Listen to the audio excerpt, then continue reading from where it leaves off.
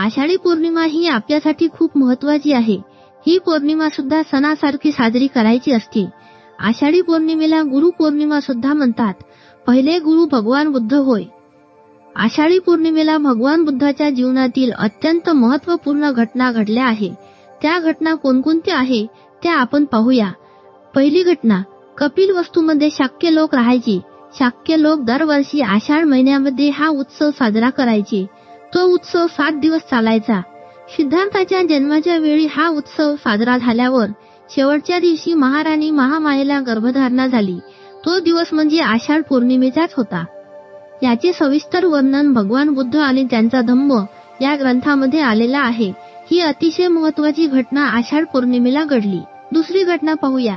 सिद्धार्थाचा गृहत्याग सुद्धा आषाढ पौर्णिमेलाच झाला. सिद्धार्थाला गृहत्याग का करावा लागला हे सुद्धा ग्रंथामध्ये आहे. तिसरी घटना पाहूया. सिद्धार्थाला ज्ञान प्राप्ती झाल्यावर ते सम्यक संबुद्ध झाले.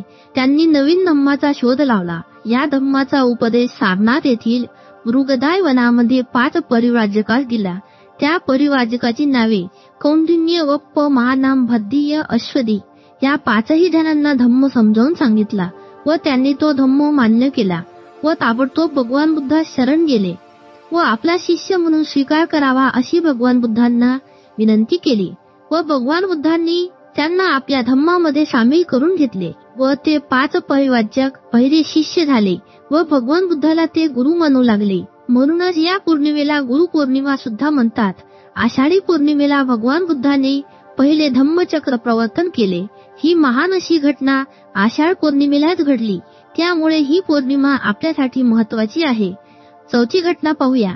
भगवान बुद्धाच्या धम्मामध्ये अनेक भिक्खू सामील झाले व भिक्खूंचा मोठा संघ तयार झाला. हा संघ धम्माच्या प्रचारासाठी गावोगावी पायी फिरत असे. पावसाळ्यामध्ये त्या काळी पाऊस जास्त राहायचा. पावसामध्ये खूप हाल व्हायचे.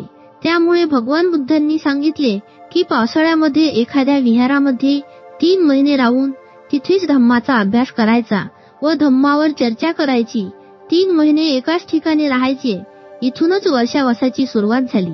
ही घटना सुद्धा आषाढी पौर्णिमेलाच घडली. बौद्ध धम्मामध्ये आषाढी पौर्णिमेला खूप महत्त्व आहे. भगवान बुद्धांच्या काळापासून चालू झालेली वर्षवासाची परंपरा आजही चालू आहे. म्हणून आषाढी पौर्णिमा ही आपल्यासाठी खूप महत्वाची आहे व पवित्र आहे. अशा महत्वाच्या व पवित्र घटना आषाढी पौर्णिमेलाच घडल्या. त्यामुळे आपल्यासाठी ही पौर्णिमा अत्यंत महत्वाची आहे. म्हणून आपण ही पौर्णिमा मोठ्या उत्साहात साजरी करायची असते.